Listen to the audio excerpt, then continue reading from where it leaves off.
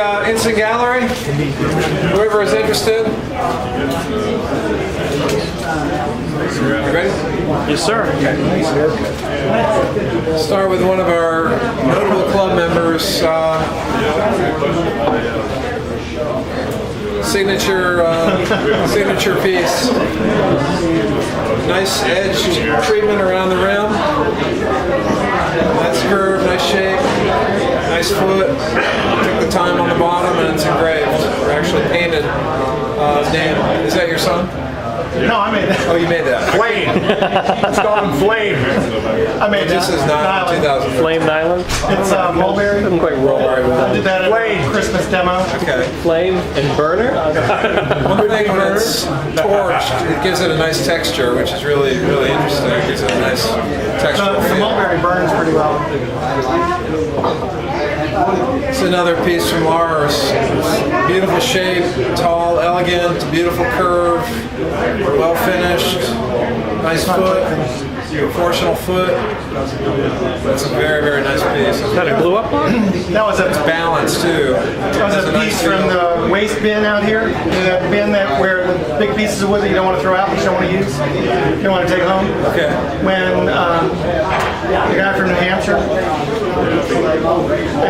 Al Sturt. was demoing, there was a plank in there about 2x4. Okay. Somebody run through the planer, it looked real pretty, so I grabbed it. It really is pretty. Beautiful.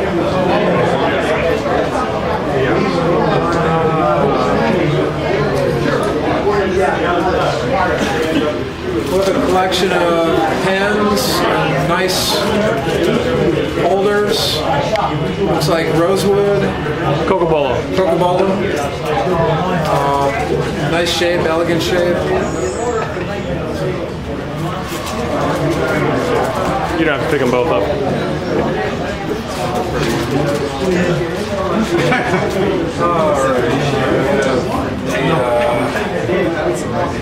Joe Bradshaw piece,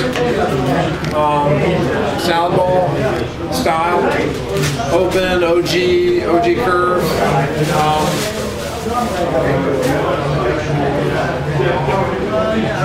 I think my personal preference would be to make it a little bit thinner and bring the base in a little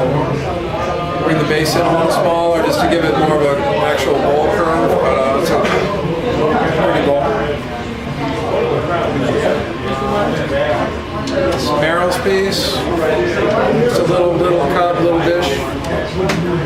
Still has the foot from the chuck on the bottom.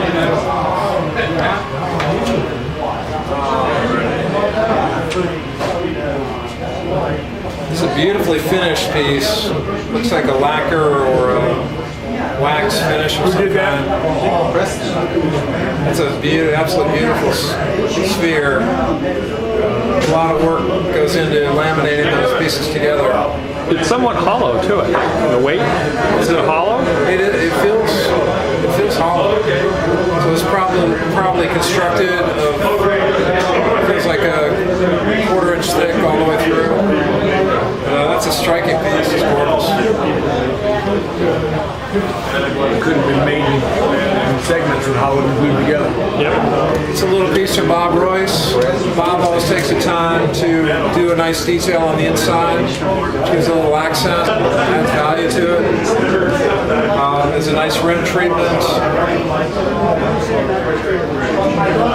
Nice foot, just a basic bowl shape.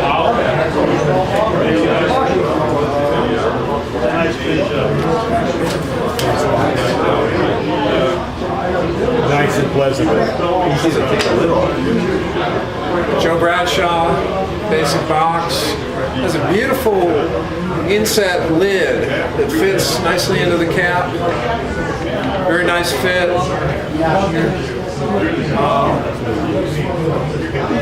Took the time to turn the bottom. It's always nice to see a curved bottom instead of a flat bottom. Is that bowl orientation or? Cupped inside. It's a cup on the inside. What's that? Is it bowl orientation or spindle? I can't quite make it out. It's a bowl orientation on the inside. Nice cone on the inside. I think it's end grain. Yeah, so it's not. Was it hollowed end grain? That's what I'm trying to figure out. It looks like side grain. Side grain. I think it's side grain. It's hard to tell on that chunk of bird. Pretty spalting, a nice finish. Feels like a wax finish, which is really nice.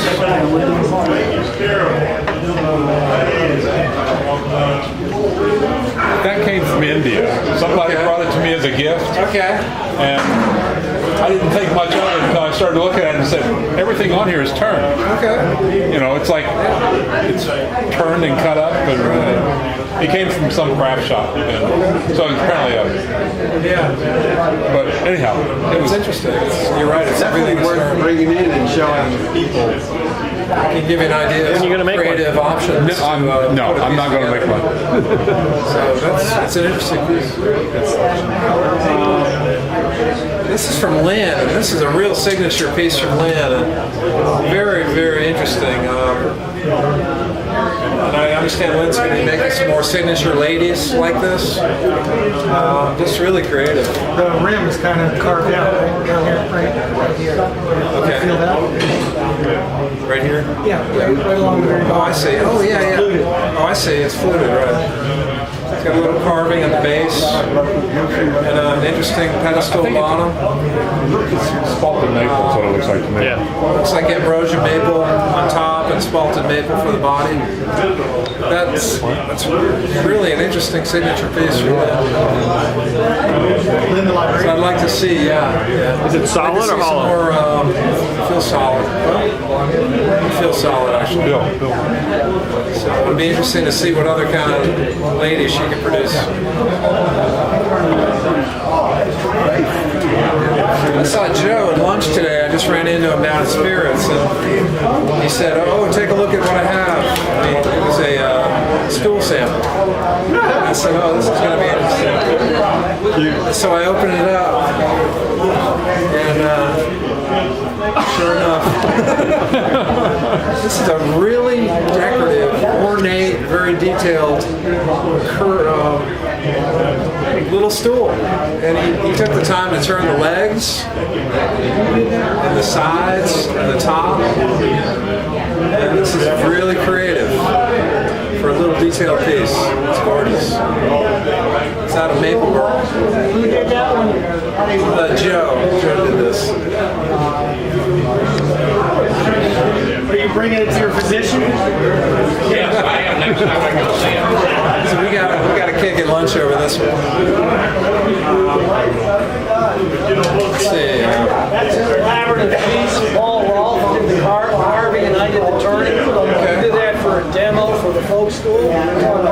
Turning and carving class went real well. Okay. The carving part, I thought the turning part. Okay. Combination of carving with turning gives you a nice effect like I that. was not allowed to see it, so I had tool marks on it. Okay. It's very creative. It gives you some good ideas on what you can do with turning and carving.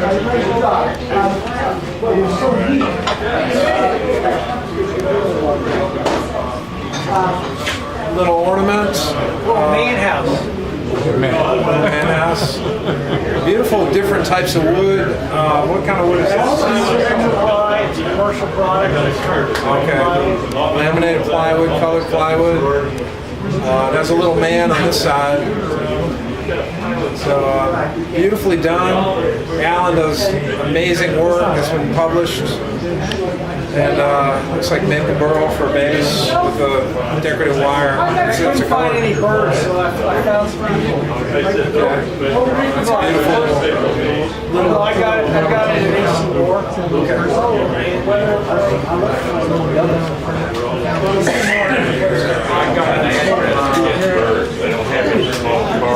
Little rattles. Looks like two pieces laminated together. It's actually got a rattle sound inside. I would suspect baby rattles. Just really creative, well turned, well finished, sanded nicely. They're rolled oil on one and the other one's wax. Okay. But I think the maple one is a little too big for a baby. I think maybe for mom and dad, they could shake it. But baby, The baby's feeling violent. yeah. Knock out mom and dad. This piece is sour wood, wood I received from Terry Brown. And this had some beautiful spalting, so I just wanted to capture that spalting and the contrast between the white wood and the start of the sapwood, or the spalted wood. So what's wrong with that piece? Nothing, right? I would probably bring the bottom in a little more. Foot's too big. It is hollowed all the way down though, so to sand it, you have to be a little careful. You have to get your hand in there before you turn the lathe on. Just hope that your arm doesn't get caught in there. So it's a little, the hand actually just barely fits. So Chris, surface treatment. Oh, it's Sealacell tongue oil, and I buff it with 4-0 steel wool, and then I hold it on a cloth buffing wheel. So it's basically just Sealacell tongue oil, just steel wool and then buffed. Is that long grain? This is end grain. Yep, this is end grain. It was a little pithy, so I did use a little bit of super glue to harden up some of the soft spots, but ended up capturing it.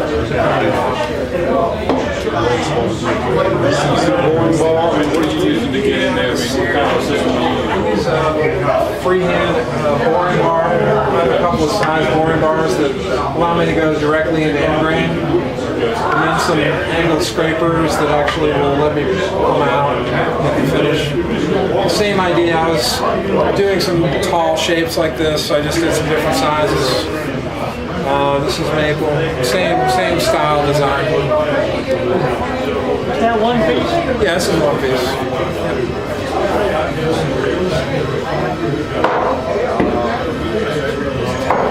This wood was from the raffle. I had no idea what it was.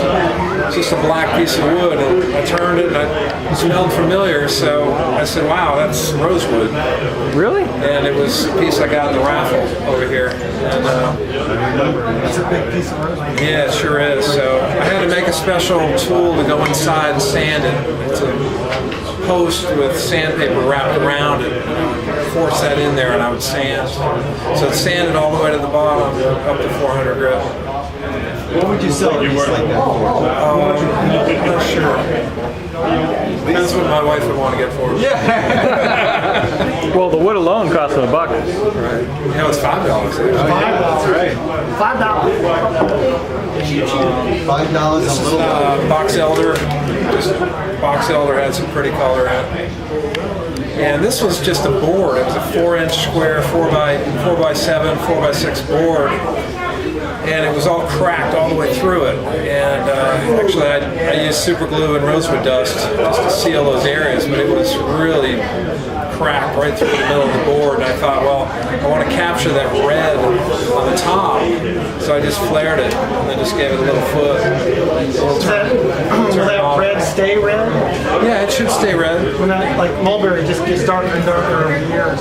Yeah, this is about 8 months old, and this has stayed red so far. What kind of finish is on it? Sealacell. It's a tongue oil mix, and again, it's saturated. Then steel wool with 4-0 steel wool, then buffed on a cotton buffer. Buffer has wax on it? No, it's no compounding. It's cotton buffer. Same finish on the rosewood piece? Yeah, exactly. That's the only finish I use is a Sealacell clear. I guess anything. Yeah, you missed my M&M bowl. Oh, and the medallion. Oh, jeez. Here we go. Isn't that interesting? Show us the bottom. Show us the bottom. Yeah. I absolutely love that burning texture. That one came out really well, I thought. That was a demo piece of crepe myrtle. Okay. So crepe myrtle. Crepe myrtle. Turn with a crepe torch. myrtle about this big, which I've never seen a crepe myrtle tree that big. Okay. And then it's just, it's the circle is in the radius of the tree. Okay. So the center's right on the top, and I tried to get the centers right on the rim, so that as it dried, it would swing the edges down. Okay. To get the 2 points I think you got across it. the middle, and it kind of worked. And I put the color in. Taking pictures of these things is horrible. You just get a black hole in the middle of a photo. Yeah. You get no detail. Right. And so I threw those M&Ms to give it a little color. Oh, that's a great contrast. That's fun. I love the thickness too. It gives it that weight. That's a great thickness. So interesting, just creativity. You can do a lot of different things with wood, and that texturing is really interesting. Making me hungry. Yeah, pass him around. Only after he's taken the picture. So you have a little grouping of burned decorative pieces. Pretty cool. Beeswax and walnut and mulberry. Mulberry gets a real nice open grain. Here's another nice example of turning with carving. The person who made this, Norm, these are striking as far as the wood, beautifully finished with a carved accent in there. It's all turned, right? Yeah. It's all on blade. Okay. Yeah, using the Ruth Multi-axis, Niles off-center. multi-axis. Yep. Multi-axis and off-center turning. So these are beautiful. So how do you finish it with a seal seal? Cocobolo, I almost never need to put anything on it. It's so oily. So those are very creative, very original. The main reason I brought them is Klingspor had a cutoff bin, 3/4 stock, flat stock of Cocobolo for $2.50, $3, $5, because it was filled with cracks and seams and splits. But I got a bunch of pen, $2.50. I got pen blanks, a bunch of those. Beautiful. And I can never turn away Cocobolo. Those are really pretty. Thanks. Two more loose. It's a custom style to me, but I super glue it back.